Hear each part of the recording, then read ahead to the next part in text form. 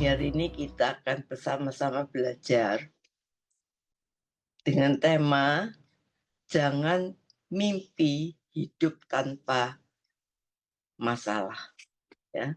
Jadi jangan mimpi hidup tanpa masalah. Selama kita ada berjalan di track-nya Tuhan, saya percaya setiap masalah kita pasti diselesaikan. Karena firman Tuhan berkata, kemalangan orang benar banyak, tetapi Tuhan meluputkan dari semuanya. Tetapi seperti saya katakan, jangan mimpi hidup tanpa masalah. Tetapi selama kita ada di track-nya Tuhan, masalah boleh ada, tetapi Tuhan sanggup menyelesaikan dari semuanya. Saudaraku, betapa sulitnya kita itu mempercayai Allah yang tidak kelihatan. Dan untuk menyandarkan kepala kita di bahunya, di dadanya, itu nggak mudah. Karena Tuhan itu nggak kelihatan. Sedangkan masalah yang kita hadapi di depan mata ini, sepertinya nggak nyambung, terus ada masalah. Ya, sedangkan Tuhan nggak kelihatan. Masalah ini kita bisa rasakan. Kadang-kadang kita tidak merasakan hadirat Tuhan, tapi kita merasakan masalah ini ada. Sehingga betapa sulitnya kalau kita tuh mau menyandarkan kepala kita di bahunya, di dadanya, itu tidak mudah. Tetapi kita sebagai orang percaya, dari dulu kita diajar untuk kita percaya kepadanya. Dengan mengucapkan, aku percaya kepadamu. Saudara, dari kecil kita sudah diajarkan harus kita mengucapkan aku percaya kepadamu Tuhan. Tapi pada kenyataannya kita belum tentu benar-benar percaya. Kalau kita baca di Injil Markus ayat 4:35-41, di situ dikatakan mengenai angin ribut yang diredakan.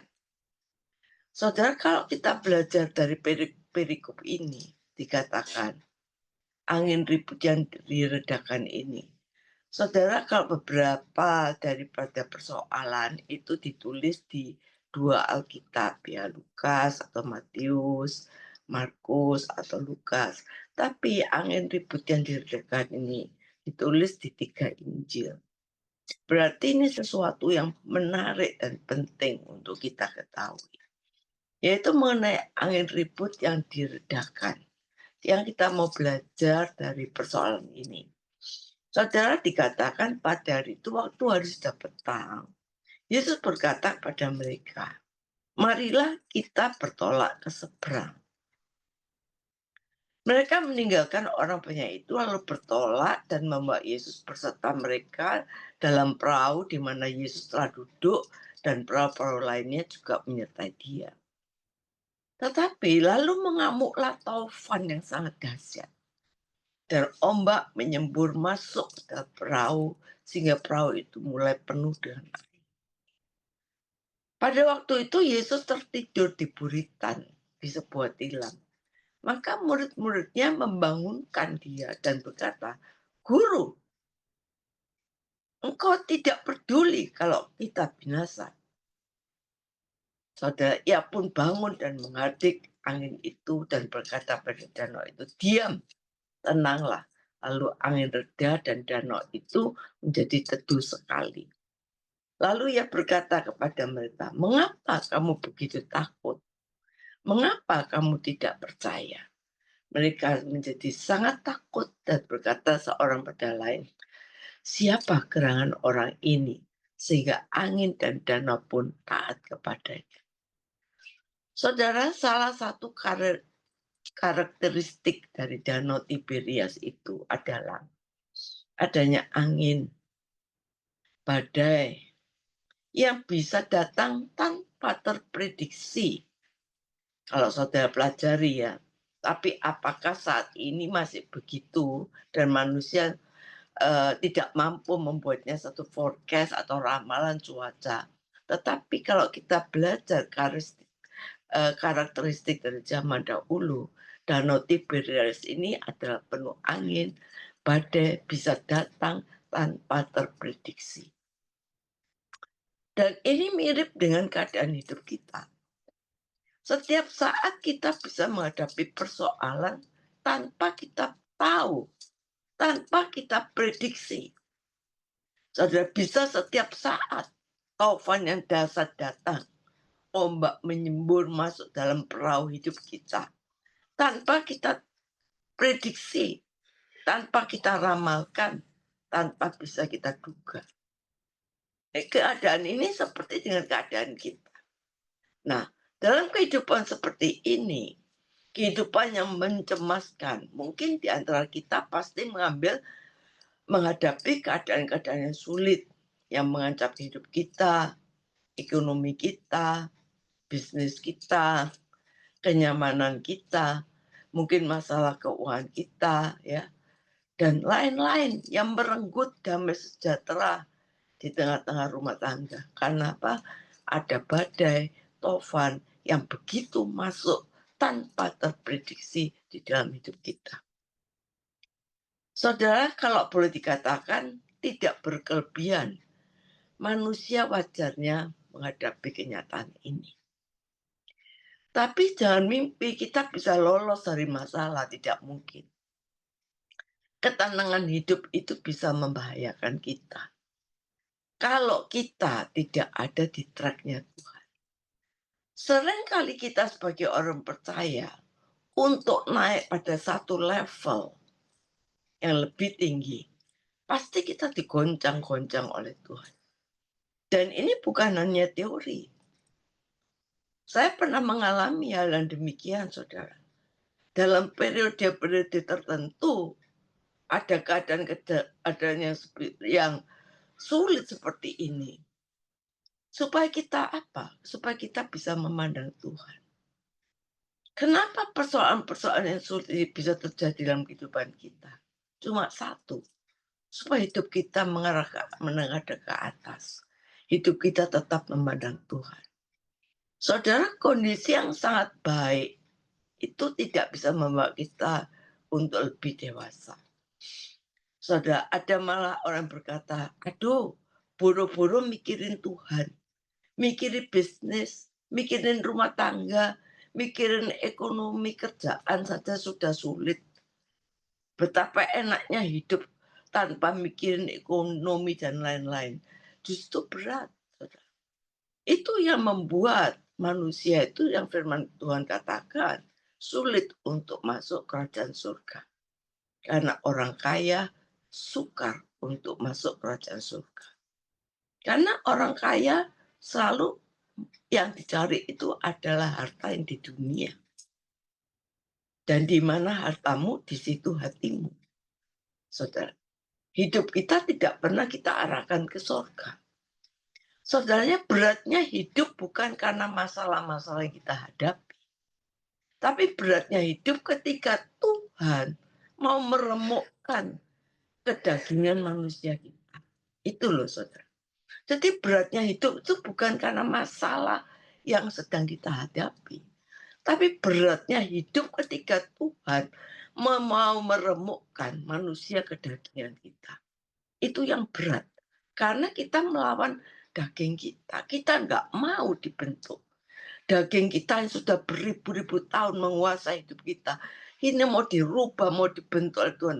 Kita nggak mau, saudara. Saudara, watu itu kalau bahasa Jawanya watu, ya bahasa Indonesia batu, itu mudah dihancurkan. Tapi watak itu sulit dihancurkan. Kalau watak itu sudah bertahun-tahun mencengkeram hidup kita, saudara, watak ini sulit untuk dihancurkan. Jadi Tuhan kadang-kadang mengizinkan badai kehidupan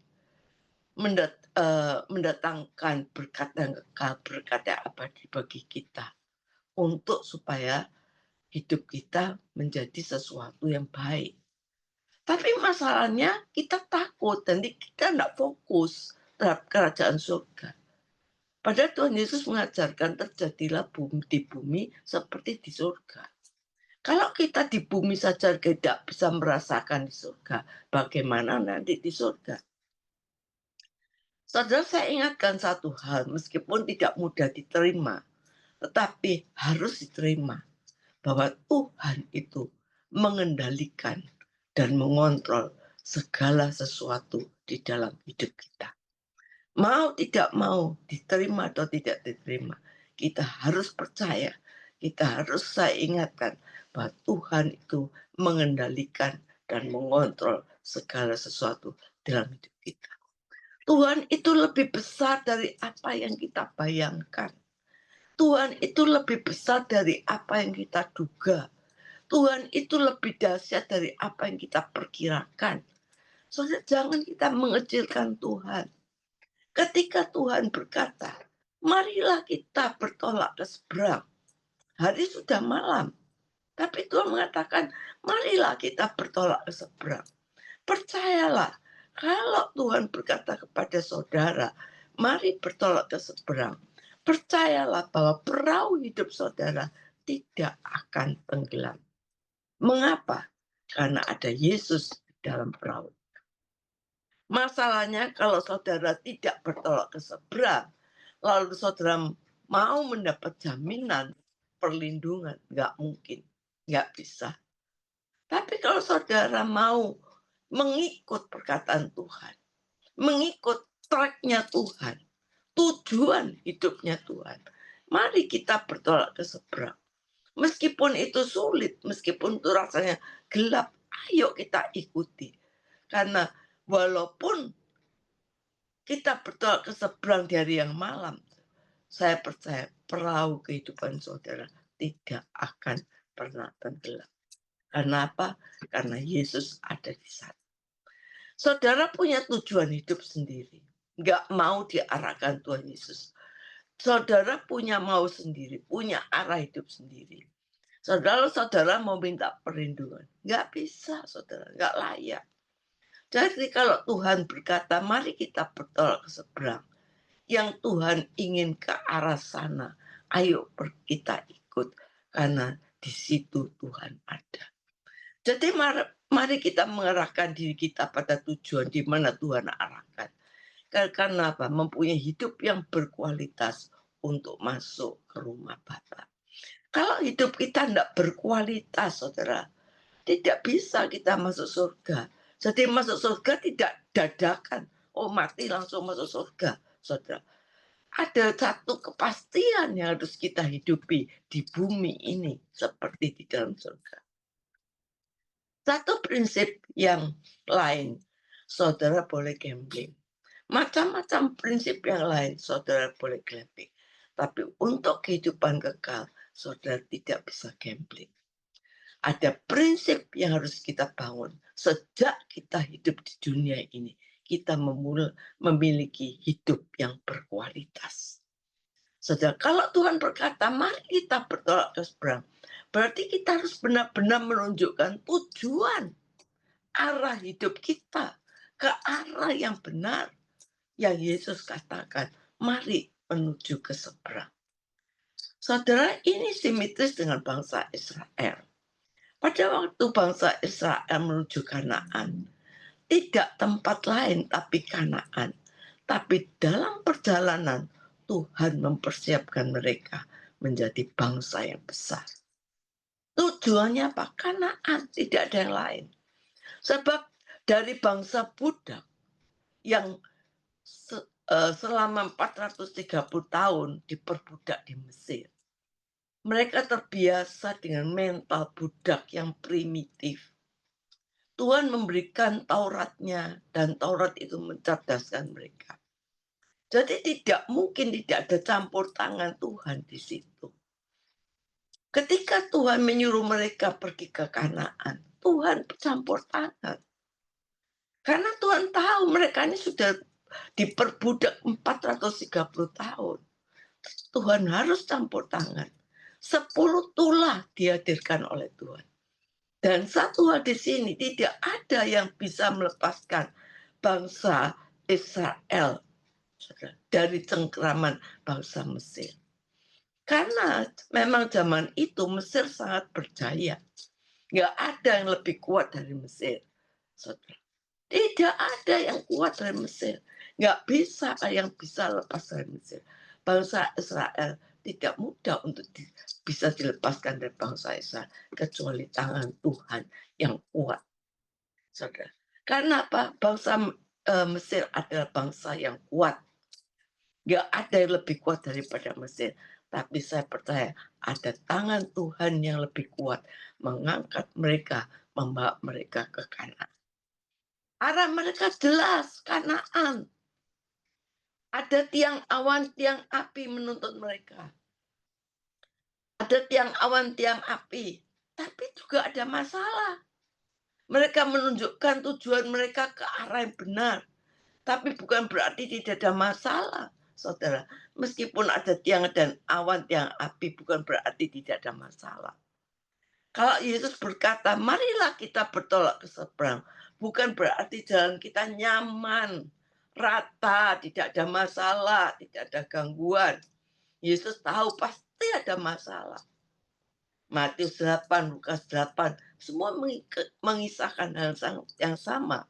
Jadi itu kita pelajari kadang-kadang kalau di Matius ada, di Lukas ada, tapi ini ditulis di 4 Injil. Berarti saudara, ini ada sesuatu yang sangat diperdulikan. Tapi untuk angin ribut ini diredakan, ditulis di semua Alkitab, di ketiga Alkitab. Kembali pada pokoknya, masalahnya Yesus sedang tidur di buritan di sebuah tilam. Kalau angin taufan datang dan ombak menyembur, logikanya Yesus bangunkan. Tapi Yesus tidak bangun dan murid-murid membangunkan. Tapi cara murid-murid membangunkan, sikapnya membangunkan itu enggak patut, enggak layak. Mereka berkata, "Guru, engkau enggak peduli kalau kita binasa." Saudara, dan bukankah sering keadaan kita begitu? Tuhan, mengapa engkau enggak peduli aku? Seperti hati kita penuh kekecewaan. Mungkin kita enggak ngomong, saudara, tapi hati kita penuh kecewa. Tuhan, mengapa doaku enggak dijawab? Tuhan, mengapa keadaanku demikian? Tuhan, mengapa engkau enggak peduli dengan aku?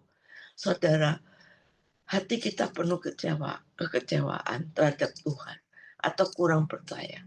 Guru, engkau tidak peduli kalau kita binasa. Seakan-akan Tuhan itu membiarkan. Ya. Seakan-akan Tuhan membiarkan mereka sengsara.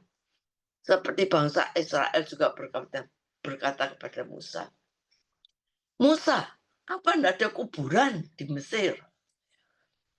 Seperti yang saya pernah ucapkan, Tuhan, mengapa engkau tidak membela aku? Aku membela pekerjaanku, tapi engkau membiarkan aku begini. Tuhan, saya malu Tuhan. Kenapa Tuhan? Kau biarkan aku. Sering kita bercakap-cakap begitu. Seolah-olah kita nggak percaya. Saudara, arah kita harus jelas. Mari kita bertolak ke seberang. Ke arah yang Tuhan kehendaki. Tapi keadaan tidak selalu baik. Tapi Tuhan di tengah-tengah itu mendidik kita. Supaya kita percaya. Supaya kita mempunyai hidup yang berkualitas. Sejak kita di bumi sampai pada hari kekekalan kita. Saudara, perjalanan kita bersama dengan Tuhan. Selama arah hidup kita benar bersama Tuhan. Maka Tuhan akan selalu melindungi kita. Selama hidup kita di jalur yang benar, maka semua perkara akan mendatangkan kebaikan bagi kita. Selama kita ada di jalurnya Tuhan, segala perkara boleh terjadi, tapi Tuhan akan mendatangkan kebaikan. Saudara, masuk kerajaan surga seperti bangsa Israel, dipersiapkan Tuhan mewarisi tanah Kanaan. Mereka dari bangsa budak diubahkan Tuhan, tapi disekolahkan di padang gurun. Jadi kalau ada masalah-masalah terjadi, jangan seperti murid Yesus ini. Saudara masih punya masalah, dibayang ketakutan yang mencekam hidup saudara. Jangan saudara, kita harus percaya. Mungkin dari mulut kita tidak keluar kata-kata marah. Tidak semarah itu. Kenapa Tuhan? kok gini, aku kok buruk, Tuhan aku malu gitu ya. Mungkin kita enggak terlalu sempat keluar kata-kata, tapi dalam hati kita kadang-kadang sering, Tuhan kenapa aku kok biarkan begini. Tetapi di dalam perjalanan hidup membuat kita lebih matang, saudara. Di dalam kesesakan, perlindungan Tuhan, sayap Tuhan. Tuhan itu kota benteng kita. Tuhan itu adalah kekuatan kita. Seandainya kalau kita di dalam tangan Tuhan, kalaupun kita jatuh di genggaman Tuhan. Yang penting kita harus ada di jalurnya Tuhan. Dan itu tidak mudah. Tetapi cara Tuhan menghancurkan yang terburuk dari kita, yaitu ayo kita berjalan ke seberang. Saudara, ada seorang yang sungguh-sungguh sebenarnya dia ini tulus, saudara, untuk memberikan pekerjaan Tuhan.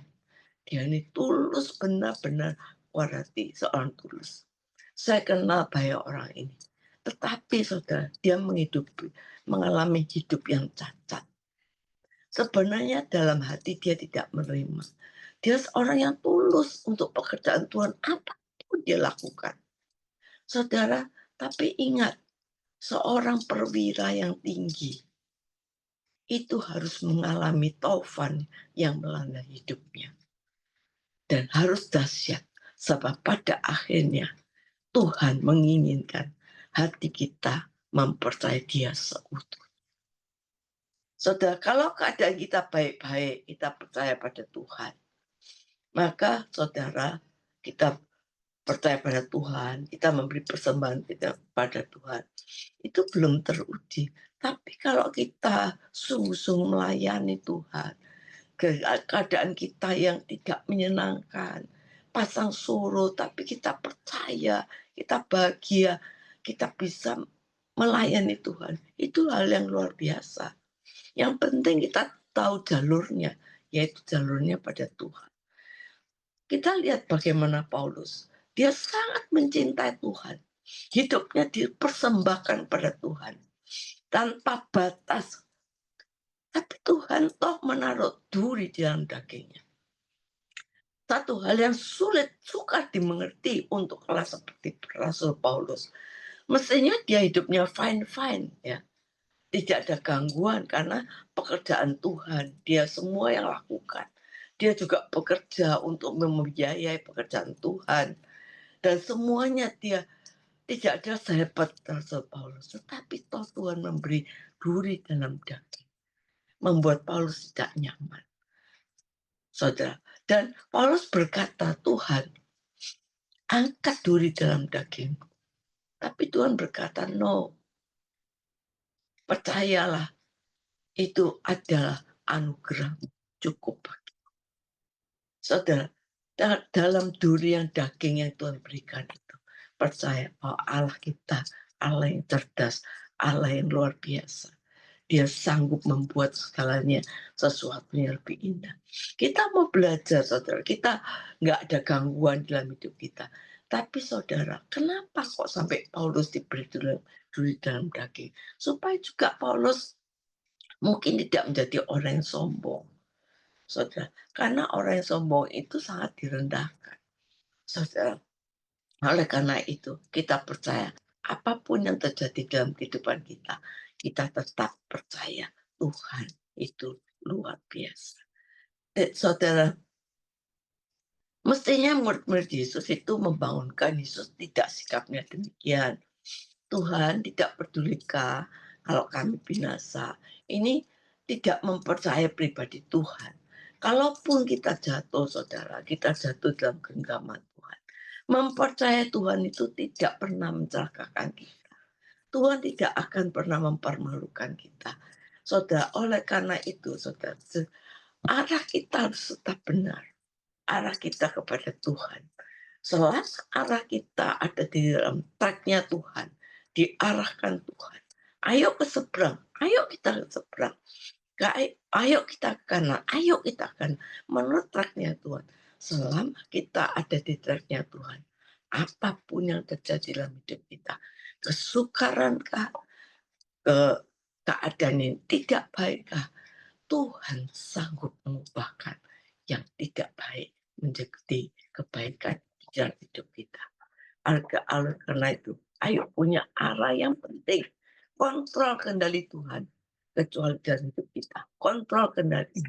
Asal tujuan kita benar, hidup kita benar, maka kita tidak akan tenggelam. Karena ada Tuhan yang bersama kita. Amin. Amin. Tuhan, kami mengucap syukur. Kalau pada hari ini, kadang-kadang kita merasa, kenapa Tuhan tidak menyertai aku? Kenapa ekonomiku dalam keadaan krisis? Kenapa rumah tanggaku dalam keadaan berantakan? Kenapa ada sakit penyakit di dalam tubuhku? Tapi ingat, selama kita dalam tracknya Tuhan, selama kita ada dalam jalannya Tuhan, Tuhan sanggup mengubah segala sesuatu keadaanmu menjadi kebaikan di dalam segala perkara. Cintai Tuhan lebih dari segala-galanya. Jangan kita menggerutu. Jangan kita menyalahkan Tuhan. Jangan kita kecewa pada Tuhan. Tapi ayo kita percaya sungguh-sungguh pada Tuhan. Karena Dia satu-satunya Allah yang patut kita percaya. Saudara, bangsa Mesir boleh kuat, tetapi kita punya Allah yang lebih kuat. Masalah kita mungkin, problem kita mungkin kuat, mencengkram hidup kita. Ingat, kita punya Tuhan yang lebih kuat daripada segala. Apapun penyakitmu, apapun persoalan, apapun badai di tengah rumah tanggamu, apapun badai di dalam tengah perekonomian, Tuhan beserta kita. Dia tidak akan mempermalukan kita. Amin.